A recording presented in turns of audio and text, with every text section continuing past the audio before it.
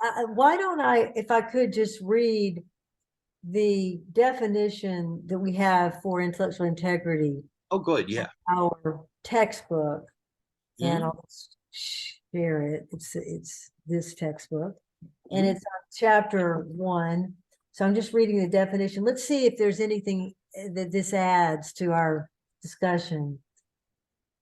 Intellectual integrity means striving to be true to your own disciplined thinking. You started with that. It's got to be disciplined thinking, not just your own thinking.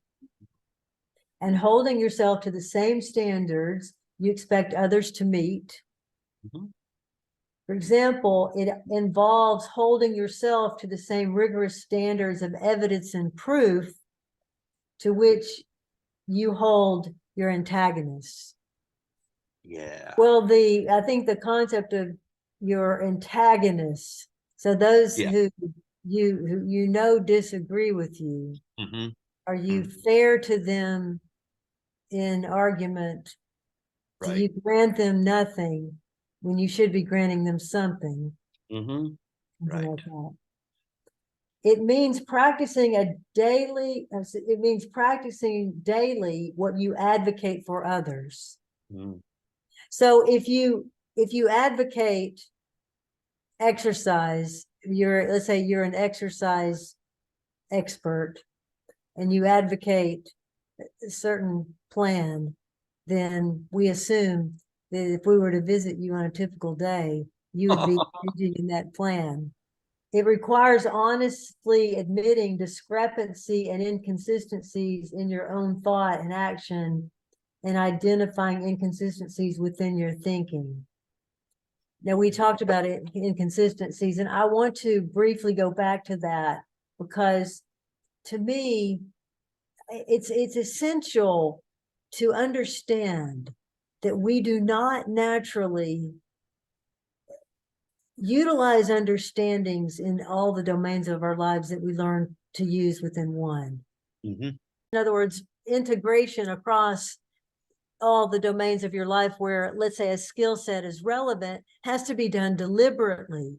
We have to, as it were, force it to, these new skills into the other part of our lives. Mhm. But Mhm. at the heart of intellectual integrity is that you're holding yourself to the same standards that you're holding others, and you are living a life of ethical consistency. And that means, getting back to your point about cognitive dissonance, that's a good place to target Right. our potential unethical thinking. Right. Right. And that's the key to me. There is when you're in those seconds, you have that opportunity to make the right move or make the wrong move. If it is that kind of situation where there is a right and a wrong, then you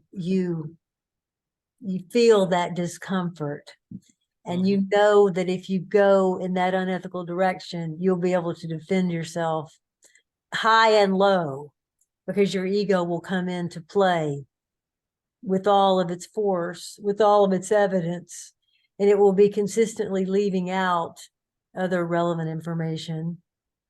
Right. Right. Um, yeah, I was thinking about the saying it as holding myself to the same standards that I apply to others. And I'm thinking that if I take that all by itself, it leaves out uh, something of intellectual integrity that we've actually discussed quite a bit. And if I think of people who I'll just I'll just stereotype somebody, people who engage in insider trading, they're cheating all over the place, and they expect everybody else to be cheating all over the place, and they're holding themselves to the same standards they hold others to. That is, we allow cheating. That doesn't give you intellectual integrity. Yes, It's yes. not just about others; it's also about abiding by fair-mindedness toward others within myself, Mhm. without regarding to Right, of course. that I live that I'm in association with a bunch of thieves. Right, and we all believe in integrity because we're Yeah, all doing the same things. right, right. Yeah, Yeah. yeah.